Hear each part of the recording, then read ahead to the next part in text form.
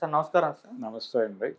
Sir Chilukuri Balaji temple చుట్టూ ఒక గొడవ అయితే జరుగుతుంది సార్. అంటే ధర్మకర్తలకు, అటు పూజారులకు మధ్య ఒక వివాదం ఉన్నట్టుగా తెలుస్తుంది. అంటే ధర్మకర్తలు ఏం చెప్తున్నారంటే ఇది ఎండోమెంట్‌లోకి వస్తుంది. ఇది మేము హక్కుదారులం మేమే అని చెప్పేసి వీళ్ళు ఇది రాదు అని రంగరాజన్ గారు అటువైపు.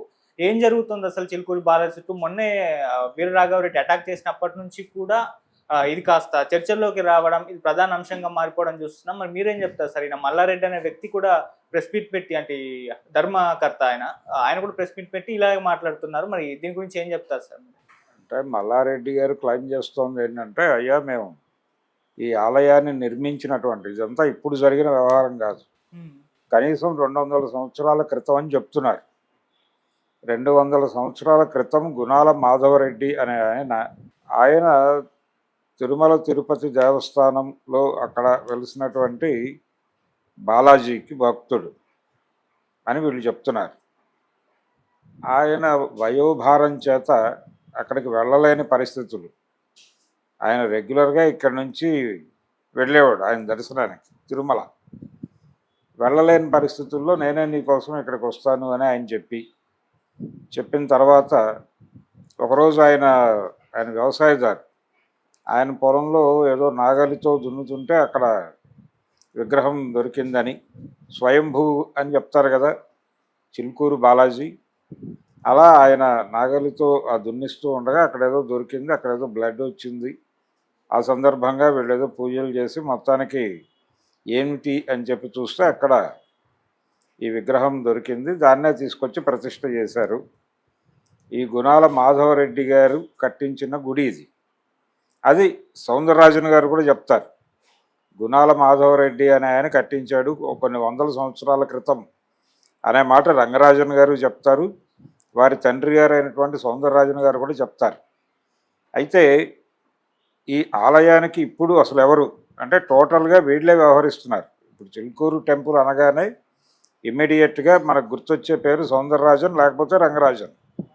ఇంకొంచెం లోతుల్లోకి వెళ్తే వాళ్ళ అన్నగారు గోపాలకృష్ణ గారు, అంతకంటే ముందు శ్రీనివాసాచార్య అని ఇంకొక ఆయన ఉండేవారు.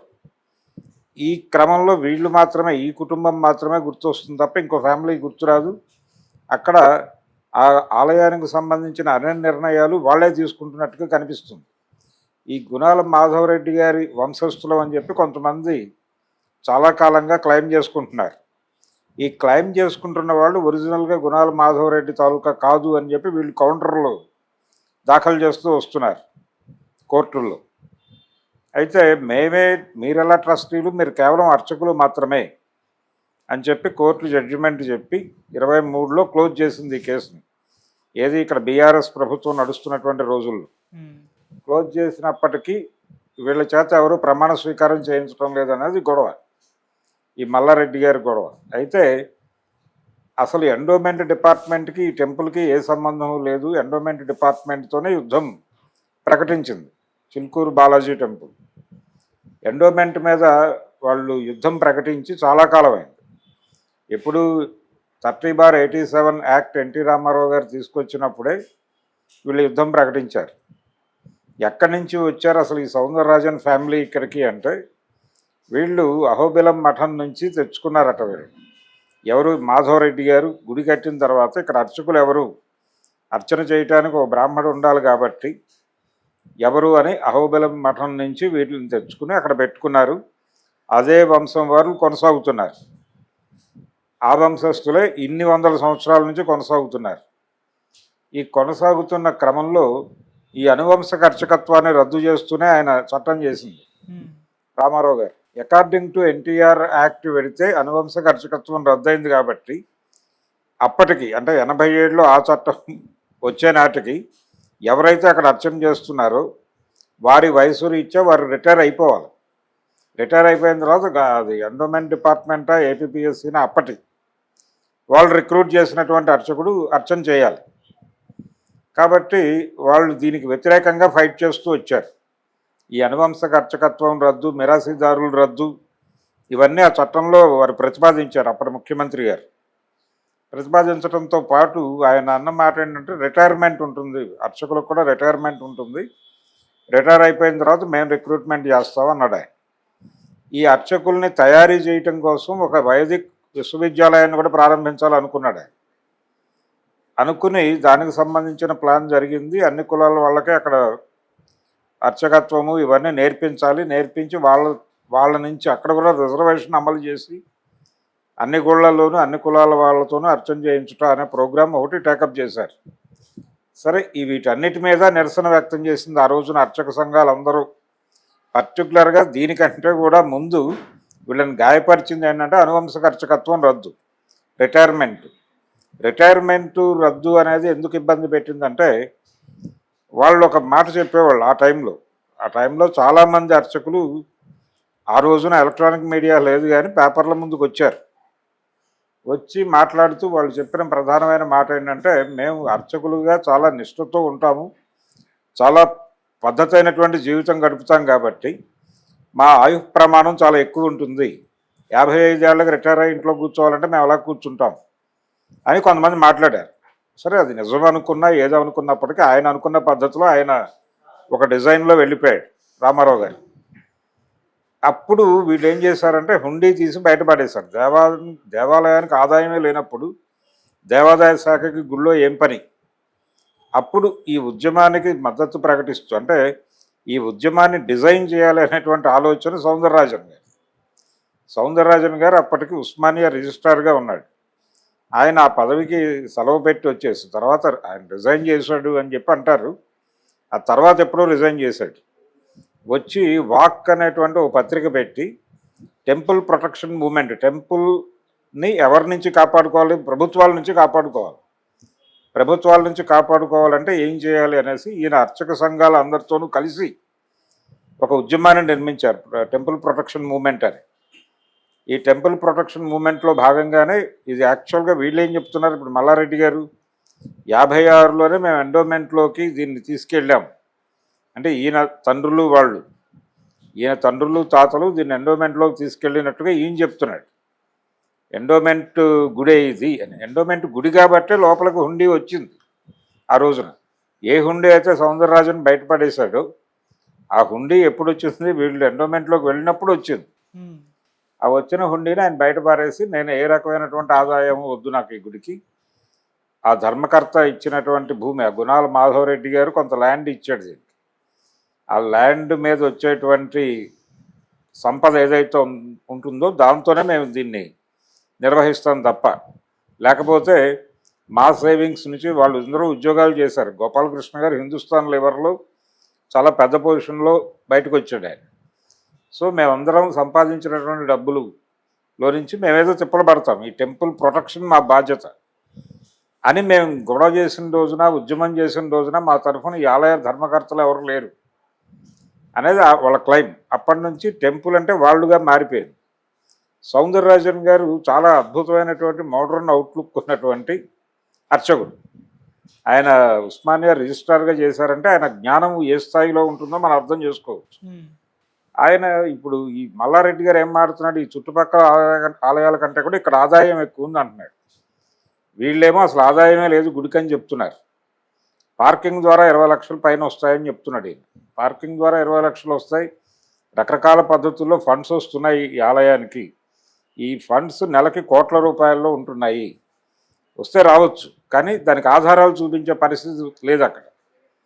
అంటే రిసిప్ట్లు లేకపోతే అదేదో అకౌంట్లో పడటం ఇలాంటిది ఏదో జరగటం లేదు, ఇంకేదో ట్రాన్సాక్షన్ జరుగుతుందని చెప్తున్నాడు, కానీ క్లియర్ కట్ ఆధారాలు చూపించలేకపోతున్నాడు ఆయన. ఈ ఆలయానికి ఫండ్స్ ఇచ్చే అవకాశం ఉంది, ఎందుకంటే ఇది వీసా టెంపుల్గా పాపులర్ చేశారు. ఈ పాపులర్ చేయటము ఇదంతా ఆయన వ్యూహమే. సౌందరరాజన్ గారు ఈ టెంపుల్ ప్రొటెక్షన్ మూమెంట్కి ఆ గుడిని కేంద్రంగా మార్చాడు. ఆ మార్చటంలోనే ఒక వ్యూహం ఉంది, దానికి ఒక ప్రాముఖ్యత మొదలైంది, జనం మాట్లాడుకోవటం మొదలయ్యారు. హుండీ బయట పారేశారు, దేవాదాయం మాకు వద్దన్నారు, అసలు దేవాదాయ శాఖలోకి మీరు రామన్నారు. ఇదంతా కూడా పత్రికల్లో ప్రముఖంగా వచ్చేది ఆ రోజుల్లో చిలుకూరు గురించి.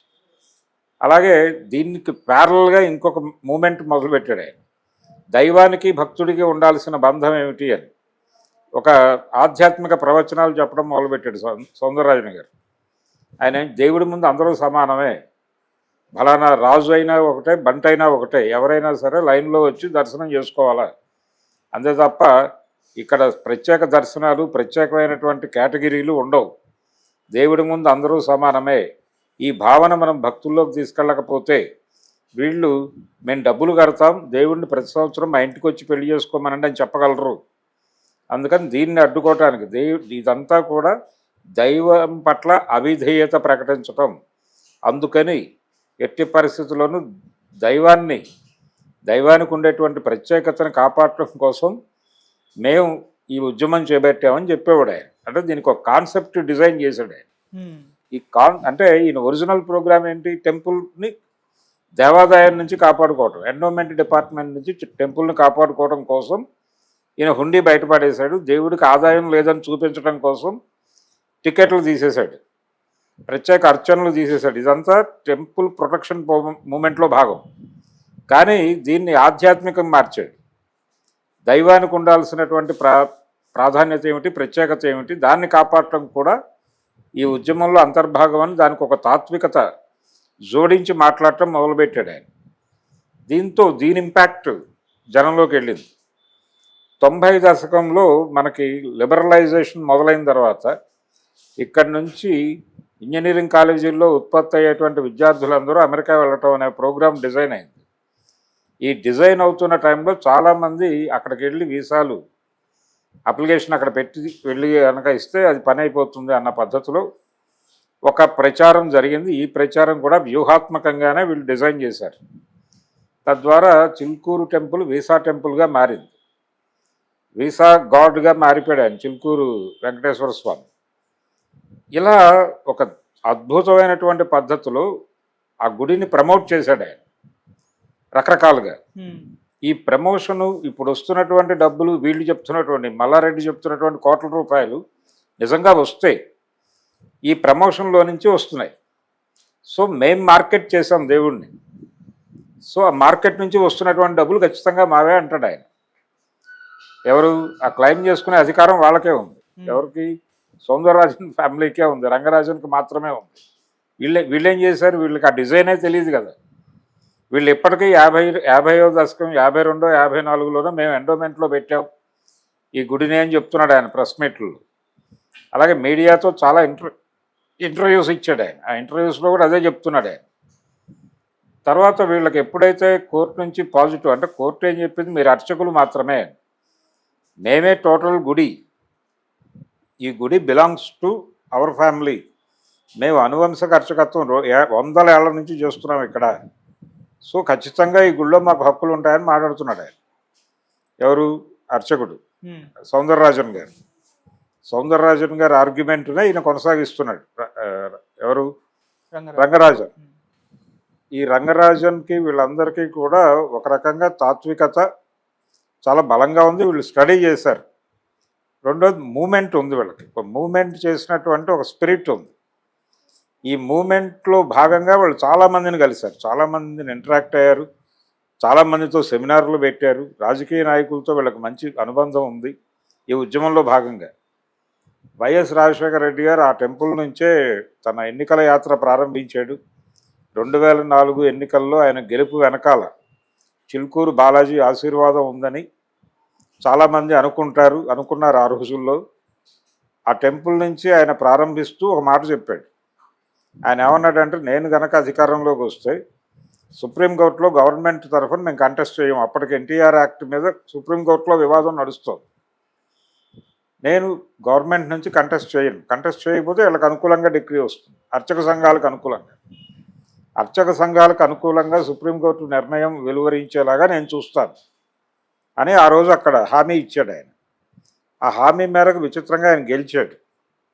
గెలిచిన తర్వాత ఆయన నిజంగానే ఆ పని చేశాడు, ఆయన కంటెస్ట్ చేయలేదు. అక్కడ చేయకపోవడంతో వీళ్ళకి అనుకూలంగా డిగ్రీ వచ్చింది. వాళ్ళు ఆయనకు సన్మానం చేశారు, అర్చక మండలి పెద్ద ఎత్తున వైఎస్ రాజశేఖర రెడ్డి గారికి సన్మానం సత్కారాలు చేశారు. ఈ సందర్భంగా తిరిగి అంటే రిలాక్స్ అయింది, ఆ మూమెంట్ కొంత రిలాక్సేషన్ వచ్చింది. ఈ రిలాక్సేషన్ వచ్చిన తర్వాత ఇది వీసా టెంపుల్గా పాపులర్ అయిపోవటం. మొదట్లో ఇక్కడ ఏమీ లేకపోవటం అంటే ఇన్ ది సెన్స్ అక్కడ పార్కింగు ఫీజులు అవి కూడా ఏం లేవు, కానీ పార్కింగ్ ఫీజులు తీసుకుంటున్నారు అనేది ఇప్పుడు ఆయన ఆరోపిస్తున్నాడు. ఈ డబ్బులు కూడా వాళ్ళకే వెళ్తున్నాయి. నిజానికి ఆయన ఎవరైనా కొబ్బరికాయ కొడితే 2 చెప్పులు మీరే తీసుకెళ్ళిపోండి, మీరే కొట్టి మీరే తీసుకెళ్ళిపోండి అని బయట పెట్టారు. టెంపుల్లో కొబ్బరికాయలు కొట్టరు. బయట ఒక రాయి ఏదో పెట్టి అక్కడ కొట్టేసి దండం పెట్టుకుని వెళ్ళిపోండి, మీరు ఇది ప్రసాదంగా స్వీకరించి పట్టుకెళ్ళిపోండి, ఇక్కడ ఏమీ ఉంచొద్దు, ఏది మాకు ఇవ్వద్దు, ఈ ఆలయంలో ఎవరు డబ్బులు అడిగినా మీరు వచ్చి మాకు కంప్లైంట్ చేయండి అని చెప్తున్నారు. అయితే అక్కడ దాదాపు 50 మంది పనిచేస్తున్నారు, వాళ్ళందరికీ వేతనాలు ఇస్తున్నారు. ఒక్కొక్కరికి 10,000 నుంచి 20,000 వరకు శాలరీస్ ఉన్నాయి. ఈ డబ్బులన్నీ ఎక్కడి నుంచి ఇస్తున్నాడు అనేది మల్లారెడ్డి గారి ఒక లాజిక్, ఒక ఎలిగేషన్. పైగా త్రూ బ్యాంక్ ఇస్తున్నారు వీళ్ళు అని చెప్తున్నాడు. ఈ జీతాలకు దాదాపు 10 నుంచి 15 లక్షలు ఖర్చు అవుతుంది వాళ్ళకని చెప్తున్నాడు ఆయన. అయితే ఆయనే ఇంకో మాట చెప్తున్నాడు, దీని ద్వారా డబ్బులు వస్తున్నాయి కదా పార్కింగ్ ద్వారా, పార్కింగ్ నుంచి 20 లక్షలు వస్తున్నాయని చెప్తున్నాడు ఆయన. 20 లక్షలు పోనీ జీతాలకు వెళ్ళిపోయినా అనుకుందాం, ఇంకా వాళ్ళకి మిగిలేది ఏమిటి అనేది ప్రశ్న. మిగలటం అంటే ఇక్కడ జరుగుతోంది ఏంటి, వీళ్ళు టెంపుల్ ప్రొటెక్షన్ కోసము ఇతర ఉద్యమాల పేరు చెప్పి ఆ ఉద్యమాలకు సహకారము, ధార్మిక సేవ చాలా జరుగుతోంది అక్కడ. ఆ టెంపుల్ కేంద్రంగా ఫిలసాఫికల్ ఏరియాలో చాలా డిజైన్ చేసి పనిచేస్తున్నారు. ఈ యాక్టివిటీ మొత్తానికి వాళ్ళు ఫండ్ రైజ్ చేయొచ్చు.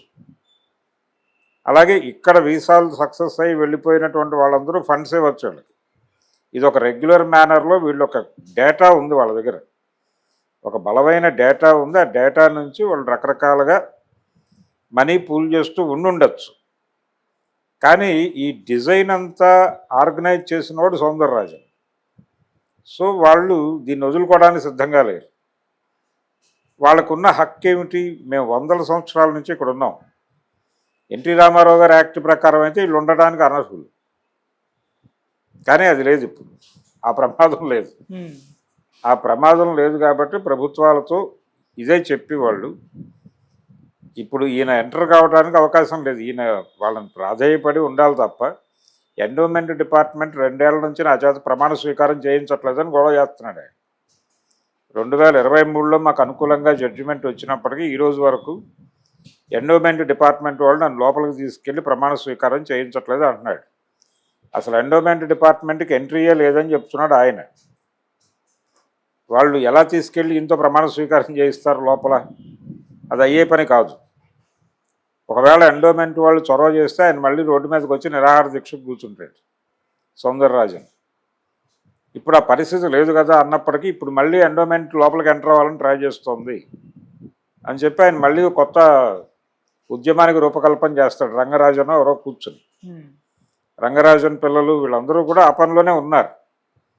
అయితే ఇంకొక ఆరోపణ ఏంటి, ఇక్కడ ఇంత ఉంది, ఈ ఇన్స్టిట్యూషన్ని కాపాడుకుంటే దీని ద్వారా ఒక పెద్ద వ్యవస్థను నిర్మించవచ్చు అనేటువంటి ఒక ఐడియా సౌందరరాజన్కు ఉండటం వల్లనే ఆయన ప్రభుత్వోద్యోగాన్ని తృణప్రాయంగా త్యజించి, వారి అన్నగారు గోపాలకృష్ణ గారు ఒక పెద్ద కార్పొరేట్ కంపెనీకి ఒక పెద్ద ఏషియా లెవెల్లో హెడ్, ఆయన అంత పెద్ద బాంబేలో ఉండేవాడు. ఆయన అంత పెద్ద ఉద్యోగానికి రాజీనామా చేసి ఆయన రావడానికి వెనకాల ఇక్కడ ఉన్నటువంటి అవకాశాలు వాళ్ళిద్దరినీ ప్రవోక్ చేసినాయి, అందుకని వచ్చారు అని కూడా చాలామంది మాట్లాడుతున్నారు ఇప్పటికీ. ఇక్కడ ఇంకొక కాంట్రవర్సీ ఇప్పుడు చర్చ జరుగుతోంది ఏంటంటే, ఈ మధ్య చిలుకూరు రంగరాజన్ గారి మీద దాడి చేసినటువంటి వీరరాఘవరెడ్డి, అలాగే ఈ గుణాల మల్లారెడ్డి, వీళ్ళిద్దరికి పేరు చివర ఉన్నటువంటి రెడ్డి అనేది సింక్ చేసి రంగరాజన్ మీద దాడి ఈ కోణంలో జరిగిందా అని కూడా కొంతమంది పరిశోధకులు పరిశోధన చేసి మాట్లాడేస్తున్నారు. నిజానికి అలా జరిగి ఉండొచ్చు. రియల్ ఎస్టేట్ ఉంది ఆ ఏరియాలో విపరీతంగా. రియల్ ఎస్టేట్ నుంచి ఈ టెంపుల్ ప్రీస్ట్ని కంట్రోల్ చేస్తే కొన్ని అంటే ఆ ఏరియాలో కొన్ని పనులు అవుతాయనే ఉద్దేశంతో రంగరాజన్ని కంట్రోల్లో తీసుకోవడానికి ఆ రకమైనటువంటి ప్రేరేపితమైన దాడి అనుకోవడానికి కూడా అవకాశం ఉంది. ఆయనకు ఆ ధోరణి ఉంది, వీరరాఘవరెడ్డికి ఆ కాంట్రాక్ట్స్, ఆ వ్యవహారం, ఆ కల్చర్ ఉంది అని. ఇలా రకరకాల గొడవలు ఉన్నాయి. అయితే ఇప్పుడు ఈయన చేస్తున్న గొడవకి ఆయన ఎండోమెంట్కి గుడప్పు చెప్పేసి వెళ్ళిపోతాడా అంటే ఏం కోరుకుంటున్నాడు మల్లారెడ్డి అనే దానిలో క్లారిటీ లేదు. ఆయన వాళ్ళని వెళ్ళిపోమని కోరుతున్నాడా, లేదు అర్చకులు కాబట్టి మీరు తిరిగి అహోబలం, ఆయన ఒక మాట అంటున్నాడు తరచు, అంటే మీరు ఏదైనా ఆధారం చూపించగలరా వాళ్ళు డబ్బులు వెనకేసుకుంటున్నారు అంటే ఎక్కడైనా కొనుక్కున్నారా, బలానా ప్రాపర్టీ కొన్నారు, బలానా కారు కొన్నారు అనేదైనా చూపించగలరా అంటే వీళ్ళందరూ కూడా తమిళనాడు నుంచి, అహోబిలం మఠం నుంచి వచ్చిన వాళ్ళు. కాబట్టి ఈ డబ్బులన్నీ తమిళనాడు తరలించేస్తున్నారు. ఇక్కడేం పైసా ఉంచట్లేదు. ఇక్కడేమో వాళ్ళు చిన్న పంచి కట్టుకుని తిరుగుతూ ఉంటారు, కానీ వీళ్ళకి వందల వేల కోట్ల ఆస్తులు తమిళనాడులో ఉన్నాయి. కాబట్టి దీని మీద ఒక రహస్య దర్యాప్తు జరగాలని మాట్లాడుతున్నాడు ఆయన. నిజంగానే అంత ఎక్వైర్ చేశారు, చేసి ఉండొచ్చు, తప్పేం లేదు దానిలో. ఎందుకంటే అసలు దీన్ని మార్కెట్ చేయటమే చాలా గొప్ప విషయం. ఇదే సందర్భంలో ఆయన ఇంకో మాట మాట్లాడుతున్నాడు. చేవెళ్లలో టెంపుల్ ఉంది, లేకపోతే ఇంకో చోట టెంపుల్ ఉంది, వాటికి 2 లక్షల కంటే ఆదాయం లేదు సంవత్సరానికి, కానీ ఇక్కడ కోట్ల రూపాయలు ఉన్నాయి. ఈ కోట్ల రూపాయలు స్పిన్ చేసింది ఎవరు? ఈ కోట్ల రూపాయలు వచ్చేలాగా ఈ టెంపుల్ని తీర్చిదిద్దిన ఘనత ఎవరిది అంటే మళ్ళీ వీళ్ళే క్లైమ్ చేసుకుంటారు. మేమే, మా ఉద్యమం ద్వారా ఈ టెంపుల్ని, భగవంతుడిని కాపాడింది ఉద్యమమే, భగవంతుడిని మార్కెట్ చేసింది అటువంటిది ఉద్యమమే. అలా మేము ఉద్యమం చేసి దేవుడిని నిలబెట్టాము, దేవుడిని మార్కెట్ చేయగలిగాము. దాని వెనకాల ఒక అద్భుతమైన కాన్సెప్ట్ డిజైన్ చేశాము. భక్తుడు భక్తుడిలా ఉండాలి, దేవుడు దేవుడిలా ఉండాలనే కాన్సెప్ట్ డిజైన్ చేయటం ద్వారా భగవంతుడికి ఆ భగవత్ స్థానాన్ని స్థిరీకరించటం ద్వారా భక్తుల కోరికలు తీర్చే అవకాశం కల్పించాం. తద్వారా చాలామంది వీసాలు ఇక్కడ నుంచి సమర్పించుకుని విదేశాలకు వెళ్ళి వాళ్ళ జీవితాల్లో స్థిరపడిపోయారు అని చెప్తాడు ఆయన సౌందరరాజన్ గారు. దానికి కౌంటర్ ఆపరేషన్ వీళ్ళు ఏం చేయగలరు? వీళ్ళ దగ్గర ఏమీ లేదు. అంటే వీళ్ళ చేతుల్లో ఉంటే అదే పరిస్థితిలో ఉండేది. ఇది కూడా ఆయన చెప్తున్నటువంటి చేవెళ్ళ గుడిలాగా, లేకపోతే ఇంకొక 2-3 గుళ్ళు ఏవో ప్రస్తావించాడు ఆ ఏరియాలో ఉన్న గుళ్ళు. అలా ఇది కూడా 2 లక్షల గుడిగానే మిగిలేదు. ఏడాదికి కోట్ల రూపాయల ఆదాయం వచ్చే గుడిగా వర్ధిల్లుతోందంటే ఆ ఘనత వారిదే. సో ఇప్పుడు ఈ జరిగిన దాడి నేపథ్యంలో కావచ్చు, ఇంతకుముందు కూడా వీళ్ళు హిందూ సంఘాలన్నిటితోనూ క్లోజ్ అసోసియేషన్తో ఉన్నారు. అది మనకి మొన్న వీరరాఘవరెడ్డి దాడి తర్వాత స్పష్టంగా కనిపించింది. ఆర్ఎస్ఎస్ వాళ్ళు ఖండించారు. అలాగే ఈ హిందుత్వ అనేది సక్సెస్ఫుల్ బిజినెస్ మోడల్గా స్వీకరించినటువంటి చాలా దుకాణాలు కూడా ఈయనకి మద్దతుగా నిలబడ్డాయి. ఎందుకంటే వీళ్ళందరికీ స్ఫూర్తి ఆయనే. చిలుకూరు బాలాజీ గారు, చిలుకూరు సౌందరరాజనే. అంటే భక్తితో, వ్యాపారము యందు భక్తితో చేస్తే ఏదైనా వ్యాపారం సక్సెస్ అవుతుంది అన్నటువంటి ఒక ఫార్ములాని డిజైన్ చేసినవాడు ఆయన. ఆ డిజైన్లో సక్సెస్ అయిన వాళ్ళందరూ ఆయనకి మద్దతుగా నిలబడుతున్నారు. ఇంతమంది మద్దతు ఉన్నప్పుడు కేవలం ఆయన ఏదో అప్పుడప్పుడు మీడియా ముందుకు వచ్చి మాట్లాడటం ద్వారా మల్లారెడ్డి గారు సాధించేదే ఉండదు. ఎండోమెంట్ డిపార్ట్మెంట్ వాళ్ళు అక్కడికి ఎంటర్ కాకుండా చేస్తోంది కూడా వారే. ఎవరు? సౌందరరాజన్ గారే చేస్తున్నాడు. వారు కూడా వీరిని ఎంటర్టైన్ చేసే మూడ్లో లేడు, కానీ సరెండర్ అవుతారు చివరికి. ఇదేదో రాజీ బేరం జరిగి ఒకవేళ ఇది ఉద్యమం, వీళ్ళు తీవ్రంగా గనక మమ్మల్ని ఆలయ ట్రస్టీలుగా మీరు అంగీకరించకపోతే అని చెప్పి వీళ్ళు ఏదైనా ఉద్యమం చేస్తే తప్ప అక్కడ ఆ మేరకు అవగాహన కూడా కుదరదు. వాళ్ళు ఎలా చేయరు. వీళ్ళ గొడవ ఏంటి? మా వంశస్థులు కట్టించారు, మీరు ఈ వంశం అయి ఉండొచ్చు కానీ మీరు కాదు వారసులు అని చెప్తున్నాడు ఆయన. ఒరిజినల్ వారసులు ఎవరంటే అది చెప్పట్లేదు ఆయన. పోనీ ఆ గుణాల మాధవరెడ్డి గారి కొడుకు కొడుకు కొడుకు ఏదో వంశవృక్షం ఉంటుంది కదా, మా 5వ తరం అంటున్నాడు ఈయన. 5వ తరం అన్నప్పుడు వీళ్ళు ఒక వంశవృక్షం చూపిస్తున్నారు. కనీసం రెగ్యులర్ కాంట్రాక్ట్లో ఉండాలి కదా వాళ్ళు, గుణాల మాధవరెడ్డి పిల్లలతో. లేదా ఆయన మా చేతిలో పెట్టేశాడు గుడి, తర్వాత మేమే చూసుకుంటున్నాం దీన్ని అని చెప్తున్నాడు ఆయన. అంటే స్థల పురాణం ప్రకారం వాళ్ళు కూడా మాధవరెడ్డి గారి పేరు చెప్తారు. స్టోరీ ఇక్కడి వరకు పక్కాగానే వెళుతుంది ట్రాక్ ప్రకారం. ఆ తర్వాత నుంచి డీవియేట్ అయిపోయి టెంపుల్ టోటల్గా మాదే, మేమే హక్కుదారులం, దీనికి ఇంకెవరికి సంబంధం లేదని చాలా ఓపెన్గానే చెప్తున్నారు వారు. ఇదంతా కుట్ర అని చెప్తున్నారు వాళ్ళు. ఈ కుట్రలో భాగంగా ఇప్పుడు వాళ్ళు కంటెస్ట్ చేస్తున్నారు దీని మీద.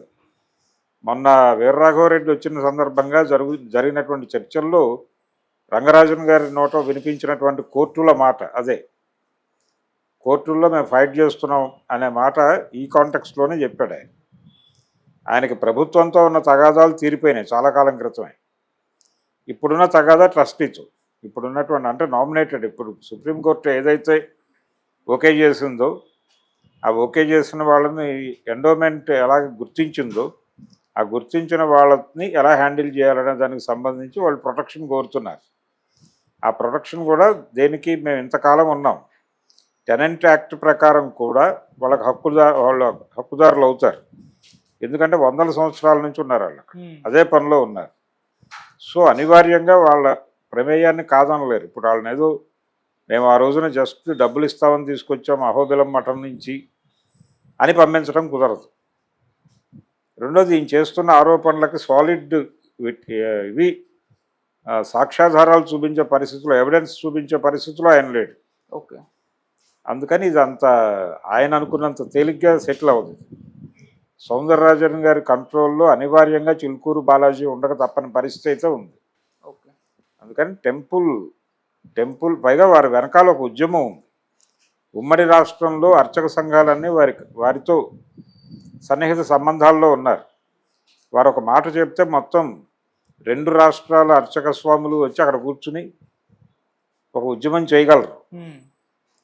అంత ఉద్యమం చేసున్నాడు ఆల్రెడీ ఆయన. కాబట్టి ఆయనతో ఢీకొనడం అనేది మల్లారెడ్డి లాంటి వాళ్ళ వల్ల అయ్యే పని కాదు. ఏదైనా బీభత్సమైన పొలిటికల్ గేమ్ నడిస్తే తప్ప అది సాధ్యం కాదు. ఓకే. అందుకని ఆ గుడి సౌందరరాజన్ కంట్రోల్లోను, సౌందరరాజన్ ఫ్యామిలీ కంట్రోల్లోను